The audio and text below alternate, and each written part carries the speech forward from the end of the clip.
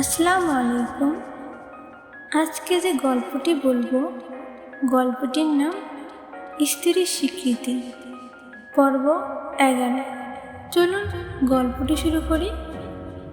সেদিন থেকে আমাদের যোগাযোগ শুরু। সেই শুরু থেকে আস্তে আস্তে ভালো লাগা, তারপর ভালোবাসা।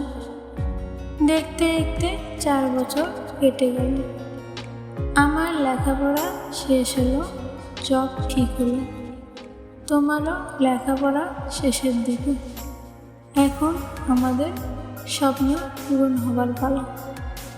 বিয়ে ঠিক হলো আমাদের, কিন্তু আমার কি দুর্ভাগ্য, একদিন খবর পেলাম তোমার অনেক শরীর খারাপ, হাসপাতালে তুমি ভর্তি। তুমি পরীক্ষা দিয়ে আসার সময় অ্যাক্সিডেন্ট করেছ। আমি পাগল হয়ে গেলাম এই খবর পেয়ে। পাগলের মতো ছুটে গেলাম হসপিটাল। গিয়ে দেখি তোমার অবস্থা খুব খারাপ। কি করব, কোথায় নিয়ে যাব বুঝতে পারছিলাম না। মাত্র 2 ঘন্টায় মাথায় তুমি আমাকে ছেড়ে চলে গেলে। একবারও ভাবলে না যে তোমাকে ছাড়া আমি কীভাবে বাঁচব? জানো মাধবী, তুমি চলে যাওয়ার পর আমি পাগলের মতো ঘুরে বেড়াতাম।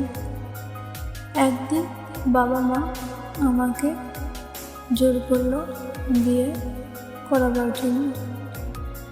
নিজের জন্য না, তাদের জন্য রাজি হলাম বিয়েতে। যেদিন মেয়েটাকে দেখতে গেলাম, প্রথম দেখাতে আমি চমকে উঠেছিলাম। মনে হচ্ছে তুমি আমার সামনে বসে আসো। আজকের গল্প এ পর্যন্তই। আমাদের গল্পের পরবর্তী পার্ট পেতে আমাদের চ্যানেলটি সাবস্ক্রাইব করুন।